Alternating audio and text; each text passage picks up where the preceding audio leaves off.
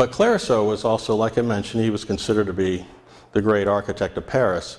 So who else shows up in Paris in 1784 is Thomas Jefferson. And he hooks up and he retains Clearaceau, not only to teach him and show him the Parisian architecture, he also is retained to design the new capital of Virginia. So Virginia capital was at that time being moved from Williamsburg up to Richmond, and so he decides he's going to hire Clearaceau to work on the design with Jefferson. And this is a model that was built by Clearaceau and shipped to the United States. And this was supposed to be the model. Instead of architectural drawings, he just sent a big plaster model, and he said, here, make it look like this. When actually Jefferson came back and rode by it, they said he bore it in silence. He was not pleased with the result. But the point is, he was trying to actually bring a Palladian classicism back to the United States, not this Adamesque stuff that he thought was just all this frilly nonsense. He wanted to go right back to the Palladian design, and hence you're seeing these Jefferson buildings that are, like, for example, at the University of Virginia, all these temple-like buildings, but he felt that strict Palladianism was the architecture for a new America, not this stuff that's just sort of this coming out of the Adam brothers. But nevertheless, he was affected by it. If you look at the black, this is the floor plan of Monticello. The black portion of it is what we call Monticello 1. That would have been a very Palladian-based structure designed in about 1770. And however, when Jefferson got back from Paris, the designs of the Parisian architects get in your blood. And so therefore he expanded Monticello, and as you can see with his extra bedrooms, things like that, but it's a very Parisian plan. And he put a dome on the building, the first dome in America, and that came, of course, from the Parisian architecture. So American architecture was transformed through Thomas Jefferson and others, but also through this connection with Clearaceau. So I just in my own mind, I needed to lay this out. So I'm not sure how accurate all of this is, but I think it's getting pretty accurate. So here you have Clearaceau connected to Robert Adam, influenced Charles Bulfinch, who, by the way, was tutored by Thomas Jefferson, and who was influencing clearly Samuel McIntyre. Then you had Thomas Jefferson working directly with Clearaceau, and he tutored William Thornton, really great architect. He did Tudor Place, if anyone knows it, over in Georgetown. He's a great architect. And of course, now you have Legrand over here to the right, connected directly to Rebecca Gore. And it was almost as if architecture, the federal period, the Adamesque movement was sweeping through America, but it was really coming through pattern books for the most part. And people were seeing this and were inspired by it. Even George Washington was inspired by it. The new room, quote unquote, the North Room at Mount Vernon, is an Adamesque room. But here's Rebecca Gore meeting directly with Legrand. It's almost as if she has her hand right on the main artery of the most advanced design knowledge in Europe. And she was working with this person, sitting in the same room with him. And I think it must have been a collaboration, a real collaboration, because the building, the footprint of this building, the floor plan of the building is very Parisian. It's also, there's some English aspects to it. The outside of the building is very staid.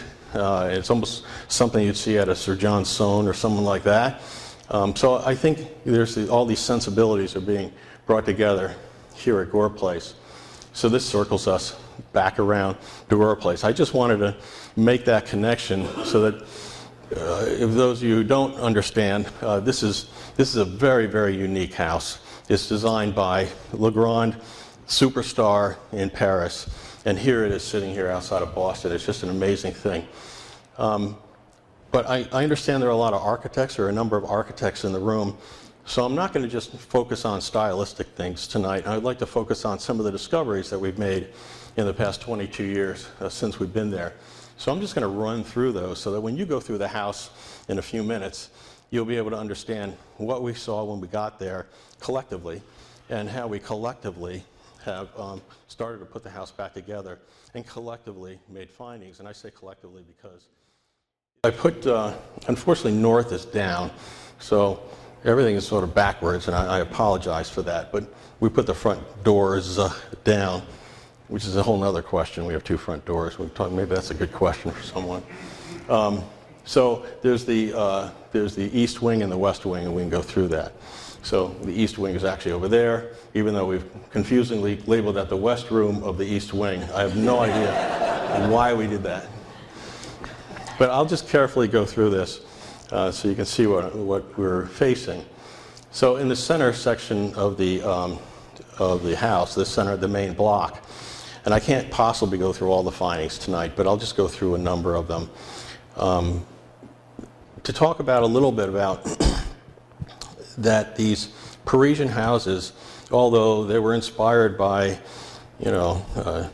Hadrian's villa and Roman antiquity, they were the epitome of modern architecture at that time.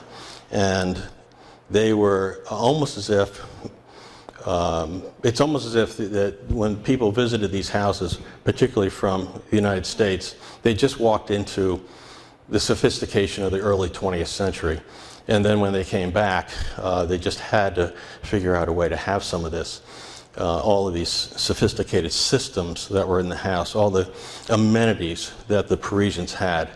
And the person that did that the most at the highest level were the Gores. And it's right here, and it's absolutely, I've looked at a lot of buildings over the years, and this is hands down the most sophisticated house I've ever seen. And most people, when I talk to them about it at other building sites, at other historic sites, they don't believe me. They think I'm not reading the evidence correctly because it's just impossible. So anyway, very quickly, I should have had a pointer or something, but you can see the family stair between the Great Hall and the drawing room. We knew that was not an original feature, so we started looking for evidence of that original feature. You see the breakfast room in the upper right-hand corner. We know now that wasn't correct.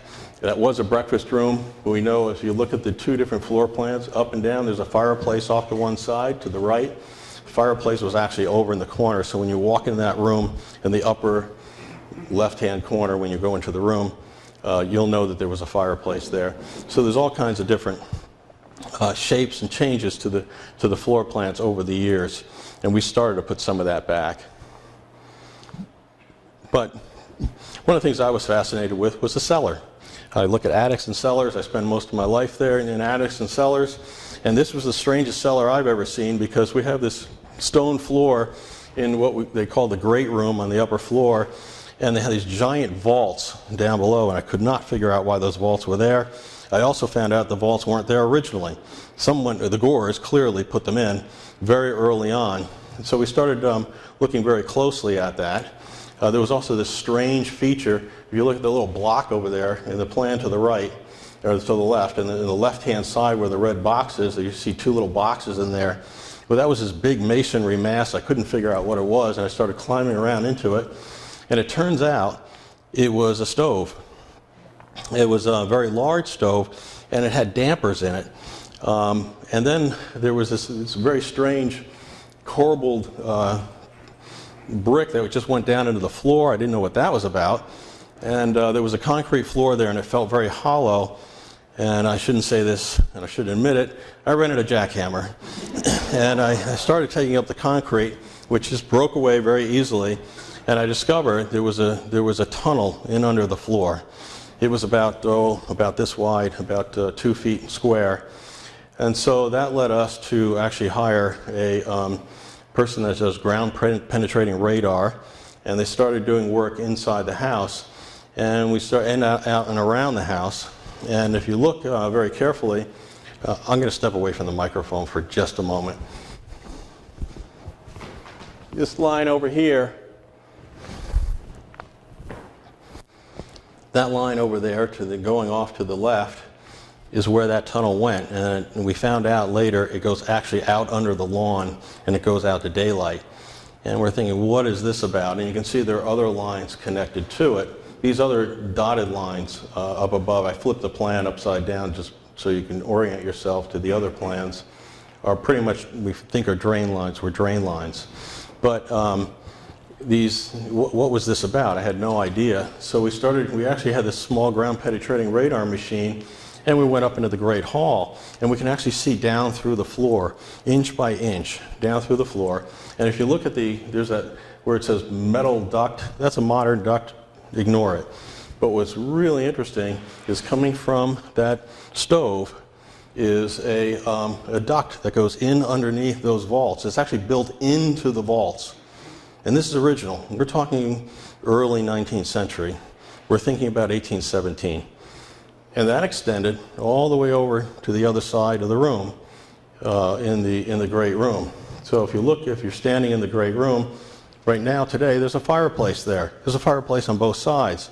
The fireplace when you walk into the room to your left is original. This one here is not.